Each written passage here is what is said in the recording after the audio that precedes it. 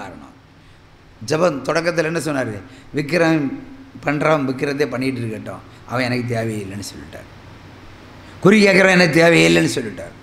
ஆனால் நீங்கள் எனக்கு தேவை, நீங்கள் பாவத்தை விட்டு வாங்கன்னு சொன்னார். அல்லேலூயா. அப்போ ரெண்டு பேருக்கும் பகை உண்டாக்கினார்.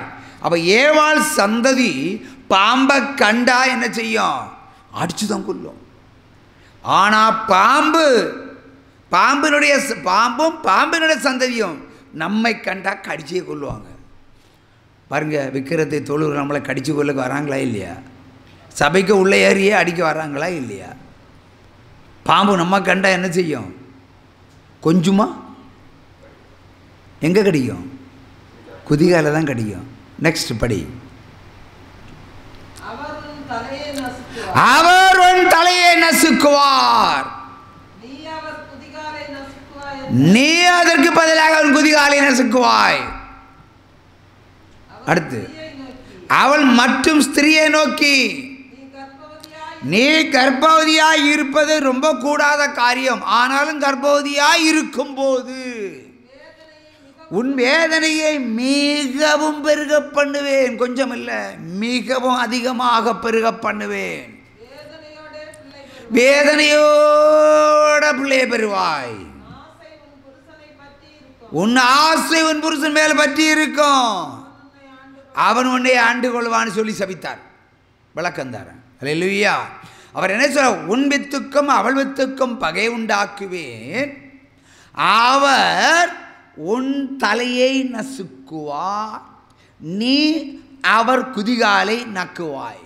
உற்சாம கையை தட்டலாம். வேத சத்தியம் ஒன்று இருக்கு. நிறைய ஊழியக்காரங்க சொல்லுவாங்க, அவர் உன் தலையை நசுக்குவார். இயேசு கிறிஸ்து சொல்லிட்டாங்க, இயேசு கிறிஸ்து உன் தலையை நசுக்குவார். பாம்பு கட்டி சொல்றது அதே ஆண்டவர் தான் பாம்பு கட்டி சொல்லார், நீ அவர் காலை நசுக்குவார். அப்போ இயேசு கிறிஸ்துவ காலை பாம்பு கடிக்க முடியுமா? முடியாதுல்ல. இதான் இன்றைக்கி தமிழ்நாட்டில் இருக்கிற பெரும்பங்கு இல்லை, என்ன தவிர அத்தனை பேரும் பிரசங்கம் பண்ணுறது இப்படித்தான். குதிகாலை உன் தலையை நசுக்குவார், கல்வாரி சிலுவையில் உன்னை நசுக்கிட்டாருப்பா அப்படின்னு சொல்லுவாங்க. அவ இந்த வார்த்தைக்கு அர்த்தம் சொல்லலையே அவங்க.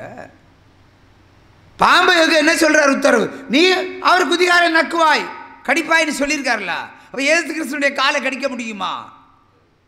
அங்கே அவர் என்று சொன்னது நம்மை, மனிதர்களை, ஏவாளுடைய சந்ததிகளை, தேவன் உண்டாக்கின மனிதனை கனப்படுத்தி பேசியிருக்கிறார். அவன்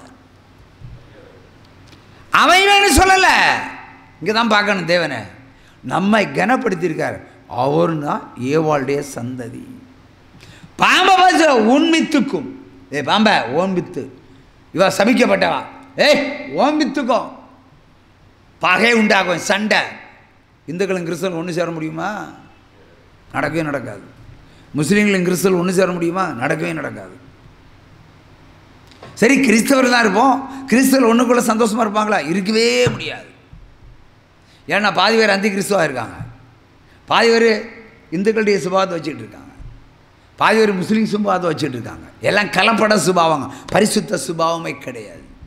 பரிசுத்தம் உள்ளவன் தான் பரிசுத்தத்தை சேரணும், பரிசுத்தம் உள்ளவன் தான் பரிசுத்தம் உள்ளவளை கல்யாணம் பண்ணணும், பரிசுத்தம் இல்லாதவன் பரிசுத்தம் உள்ளவளை கல்யாணம் பண்ணவே கூடாது. அப்படி பண்ணிட்டா அந்த குடும்பம் சர்வநாசத்தை காணும். இதுதான் மெய்யான சத்தியம். உற்சாமகையை தட்டலாம். ஆகவே தேவன் என்ன சொல்லுகிறார்?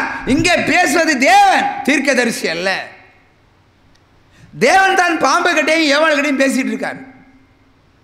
பாம்ப ஒன்று அவர் தலையை நசுக்குவான். ஆமாம், பாம்பை அடித்து எப்படி அடிப்போம்? வாலில் அடிப்போமா தலையில் அடிப்போமா? அவர் தான் சொன்னார் தலையில் அடிப்பான்னு. அப்போ ஏவாளுடைய சந்ததியை பார்த்து அவர்னு சொன்னார், நம்மளை பார்த்து அவர்னு சொன்னார், ஜனங்களை பார்த்து அவர். நான் உண்டாக்கின மனிதனை கனப்படுத்தி பேசின ஒரு தேவன் உலகத்தில் எங்கேயும் கிடைக்காது, நமக்கு தான் கிடைச்சிருக்கு. இயேசு கிறிஸ்துவ கையை தட்டுங்க. அல்லேலூயா. இயேசு கிறிஸ்துவ கல்லால் அடிக்கிறாங்க, சாட்டையில் அடிக்கிறாங்க.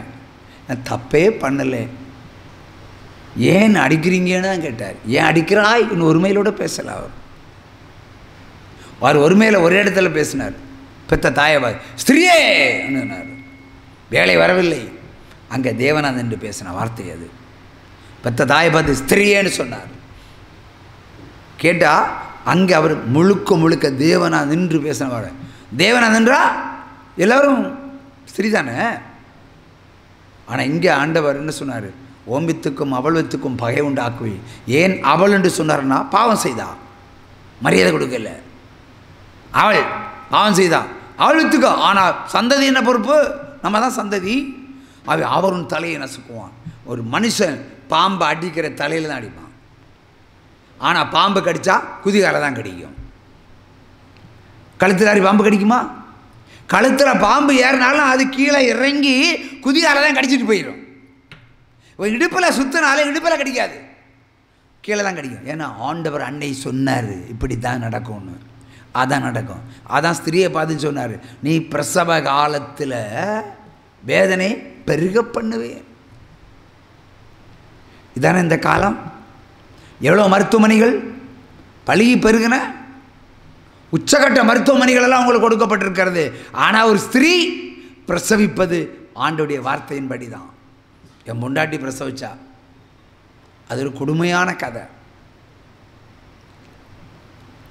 கொடுமையான கதை. ஆஸ்பத்திரியில் கொண்டு சேர்த்தாச்சு. ஏன்னா எனக்கு தாயும் இல்லை, தகப்பனும் இல்லை, மாமியார் இல்லை, மாமனாரும் இல்லை, சொந்தம் இல்லை, பந்தம் இல்லை. இவ்வளோ கொண்டு அங்கே ஆஸ்பத்திரியில் சேர்த்தாச்சு. நர்ஸுகிட்டெல்லாம் பராமரிப்பு கொடுத்தாச்சு. நான் காலையில் பிரிண்டிங் ப்ரெஸ்ஸில் இருந்து வேலையை செஞ்சு முடிச்சுட்டு எவ்வளோ சம்பாதிக்க முடியும் சாயங்காலம் கொண்டு மருத்துவமனையில் கட்டுறது என் வேலை. ஆனால் நேற்றுக்கே பிரசவம் நடக்குன்னு சொல்லி கன்னி குடம் உடஞ்சி அந்த குடம் உடஞ்சின்னு சொல்லிட்டாங்க. இப்போ பிறக்கும். ஆனால் பிறக்கல, மறுநாள் ஆச்சு. நான் ஒரு 4 மணிக்கு போகிறேன். நார்வல் பஸ் ஸ்டாண்ட் ஜெயசேகர மருத்துவமனைக்கு முன்னாடி ரோட்டில் நிற்கும்போது என் பொண்டாட்டி சத்தம் கேட்குது. மருத்துவமனை எங்கே இருக்குது? இவன் சத்தம் கேட்குறது. சத்தம் கேட்காத, ஆனால் இவன் சத்தம் கேட்குது. இவ குரல் தானே கேட்குது. ஐயோ, அப்போல்லாம் வேதவசனம் அதெல்லாம் சரியாக தெரியாது, ஆர்சி கிறிஸ்தவம் இல்லை. ஐயோன்னு கதறதா. நான் மருத்துவமனைக்குள்ளே போக போக போக போக இவள் சத்தம் அதிகமாக இருக்குது. ஆனால் ஒரு நர்ஸு ஏன்னே கேட்கல, தாகுது தண்ணியும் கொடுக்கல. 24 மணி நேரம் 2 நாள் 48 மணி நேரம் போராட்டம். நான் போனால் பத்திரிகை ஆசிரியர் தான் போவேன். போனால் இங்கே என்ன அவன் ஏன் இப்படி அழுறா? மகன் இந்த பிரசவ மேட்டர் ஒன்றும் தெரியாது. நான் ஒரு அப்பாவி. அவளை பார்த்து கேட்டேன், என்ன அங்கே நடக்குது? அவன் கத்துறாவா? பிரசவிப்பா. ஏய், என்ன வார்த்தை சொல்லி நீ? கூப்பிடுவேன் டாக்டரை. மறட்டுனேன். டாக்டர் வந்தாச்சு. இவன் நான் சாதர கண்டிஷன் போயிட்டுருக்கிறான், தொண்டையெல்லாம் வளர்ந்து. டாக்டர் திடீர்னு வந்து இப்படி ஒருத்தன் மிரட்டுறான்னு சொன்னோன்னா டாக்டர் வந்துட்டார். பிரசவிக்கிறதுக்கு வரல, இப்படி ஒருத்தன் வந்து வாசல் தானே உள்ளே போகிறதுக்கு முயற்சி பண்ணுறான். டெலிவரி ரூமில் லேடிஸ் இருக்கிறத ரூமில் வரக்க நிற்கிறான். சொன்னால் கேட்க மாட்டேங்கிறான். உடனே டாக்டர் என்னையா உனக்கு இந்த பிரச்சனை? என் பொண்டாடி பிரசவிக்கிற சத்தம் அங்கே கேட்குது ரோட்டில். என்ன நடக்குது இங்கே? பதில் சொல்லு. யாரும்மா பேஷண்ட்டு? செல்வபாய். அவ்வளோ ஒரிஜினல் பேர் செல்வபாய். ஓடி போனார். சாக போகிறான், சாகிற கண்டிஷன். உடனே நர்ஸுக்கு ஓங்கி அடிச்சிருக்காரு. அடி. இவ்வளோ நேரம் என்ன பண்ணிக்கிட்டு இருக்க நீ? நர்ஸுக்கு ஓங்கி அடிச்சுட்டு டப்புன்னு ஆஸ்பத்திரி கூட்டு போய் டப்புன்னு பிளேடை போட்டு குழந்தைய எடுத்துட்டாங்க. அப்போ சாபம் இவளையும் ஆட்கொண்டு இருக்கிறது அல்லவா? ஊழியக்காரின்னு பதம் பார்த்ததா? ஆணுடைய வார்த்தை ஒவ்வொரு மனிதனுக்குரியது. எனக்கு சேர்த்து தான் அவங்க நினைக்கிற பிரசங்கம். என் பொண்டாடி சேர்த்து தான் பிரசங்கம். டப்புன்னு பிரசங்கம். அப்போ 2 செகண்டில் டெலிவரி நடக்கல, தாயும் பிள்ளையும் அவுட்டு. இப்போ வேதவசனம் சரியாக கிரியை செய்திருக்கிறது. அவைதான் 2000க்கு முன்னாடி 1975க்கு மேலே எல்லாம் சுகப்பிரசவம் நடந்துட்டு இருந்து. 2000 பிறகு சுகப்பிரசவம் எல்லாம் கிடைக்காது. சுகப்பிரசவம் கிடைச்சா கஷ்டம். அது ஒரு சிலருக்கு வாக்குத்தத்தம் பெற்ற பிள்ளைகளுக்கு மட்டுமே கிடைக்கும். அதான் அந்த திருவனந்தபுரத்தில் நடந்த வாக்குத்தத்தம். நான் ஜோம் பண்ண குடும்பம். அங்கே பிளேடுக்கு கத்திக்கு இடமில்லை. சாபத்தை போக்குனா சுகப்பிரசவம். உற்சாகமாக கையை தட்டலாம். சாபம் இருந்தா. ஏன்னா அந்நாள் அந்நேரம் என் மனைவிக்கு சாபம் இருந்தது. ஆகவே சாபத்தின் வாயில தான் அவளோட பிள்ளையை பெற்றெடுத்தாள். பிரசவம் என்ன பெண்கள்கிட்ட தான் கேட்கணும். பிரசவ வலின்னா பெண்கள்கிட்ட தான் கேட்கணும். தலைமுறைக்கு நின்று பேசும். இப்படி எத்தனை பேரை நம்ம பார்த்துருக்குறோம். இல்லையா? இப்போ நம்ம ப்ரேயர் சென்டரில் வந்தால் ஒரு பிள்ளை பிரசவிக்கிறா. அவளும் இதே மாதிரி தான். தக்கலை அரசு மருத்துவமனையில் 2 நாளாக கூட்டு கேட்டு ஒன்றும் இல்லை. லாஸ்ட்டில் சாக போகிற சுச்சுவேஷனில் ஒரு இந்து டாக்டர் சொல்லுவாராம், நீ அடிக்கடி ஒரு நபரை கூப்பிடுவா இல்லையா, ஒரு பேரை சொல்லிகிட்டு இருப்பியே, இனி அவர் தான் காப்பாற்றணும். கத்தியும் பிளேடும் கொண்டு போயாச்சு சர்ஜரிக்கு. ஏன்னா 2 நாள் தாண்டி சாக போகிற வேலையில் கத்தி போட போகிறாங்க. அப்போ நீ ஒரு பேரை சொல்லுவி, அடிக்கடி சொல்லுவி, அவரை கூப்பிட்டா மட்டும் தான் தப்பித்து போக முடியும்னு ஒரு இந்து டாக்டர் சொல்லியிருக்கிறான். உடனே இவ இயேசுவே என்று ஒரு கூப்பிடு போட்டிருக்கிறா. தக்கலை மாநகரமே அதிரும்படியாக அந்த வேளையில் சுகப்பிரசவம். உற்சாம கையை தட்டலாம்.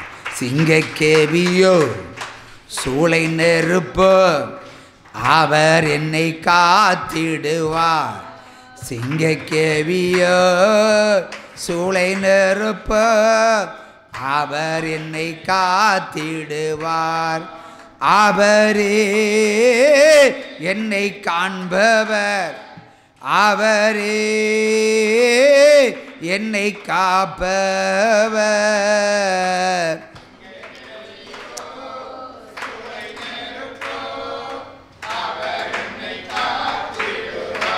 அல்லேலூயா அல்லேலூயா, அவர் என்னை நடத்திடுவார்.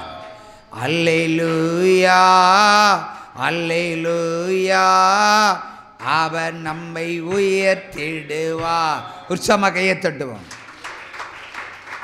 ஆகவே ஒவ்வொருடைய வாழ்க்கையிலும் இயேசு கிறிஸ்து முதல் மனிதனாய் வர வேண்டும். ஒவ்வொரு காரியங்களிலும், கல்வியானாலும், வேலையானாலும், தொழில் ஸ்தாபனமானாலும், சம்பாத்தியமானாலும், எல்லாவற்றிலும் அவருக்கு முதலிடம் கொடுத்தா நம்ம உயிரோடு இருக்கலாம். அன்று இயேசு கிறிஸ்து நாகர்கோவில் மருத்துவமனையில் அவர் அங்கே கடந்து வரலன்னா இவ உயிரோடு இல்லை. 2 நிமிடம்தான், 2 நிமிடத்தில் நடந்த ஒரு மிராக்கிள். ஏன்னா பிசாசு கொல்லுக்கு வருவான், சாபம் அழிக்கிறதுக்கு வரான், ஆனால் தேவன் காக்கிறதுக்கு மட்டுமே வருவார். காக்கிற தேவன் உங்களிடத்தில் இல்லைன்னா நீங்கள் வெறும் மண் பொம்மைகளுக்கு சமம், உயிரற்ற பிணங்களுக்கு சமம். ஒரு சம கையை தட்டலாம். ஹல்லேலூயா ஹல்லேலூயா. ஆகவே வேத வசனங்களுக்கு எச்சரிப்பாகவும் கீழ்ப்படிதலோடும் இருங்க. கர்த்தர் பலத்த காரியத்தை செய்வார். இல்லை என அவர் எச்சரிப்பு.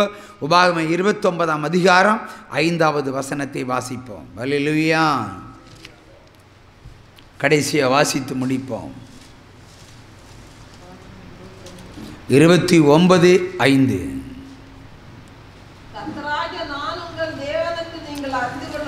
கர்த்தராகிய தேவன் நான் என்று நீங்கள் அறிந்து கொள்ளும்படிக்கு நான் 40 வருஷம் உங்களை வனாந்தரத்தில் நடத்தினேன். உங்கள் மேல் இருந்த வஸ்திரம் பழுதாகி போகவில்லை, உங்கள் காலில் இருந்த பாதரட்சை கிழிந்தும் போகவில்லை.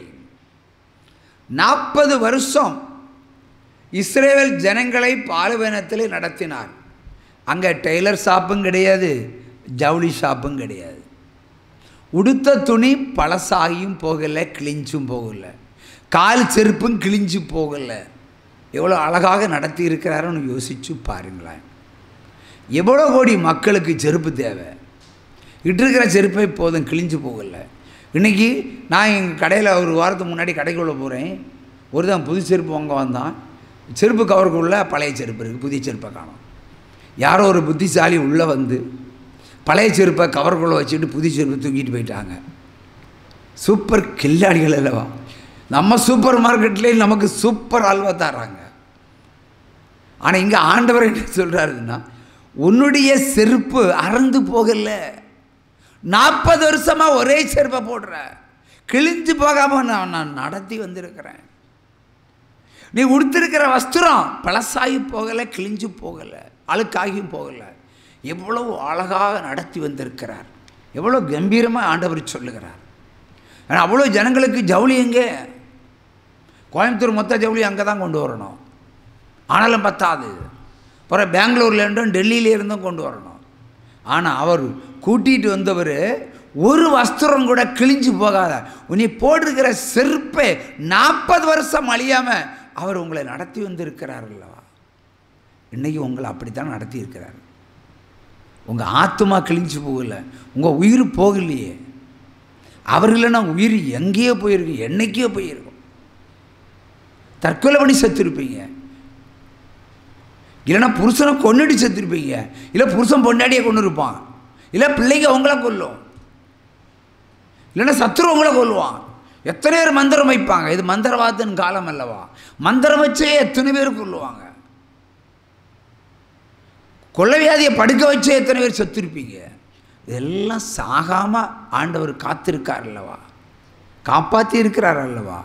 அப்படிப்பட்ட தேவனை உங்கள் வீட்டுக்குள்ளே நீங்கள் வச்சு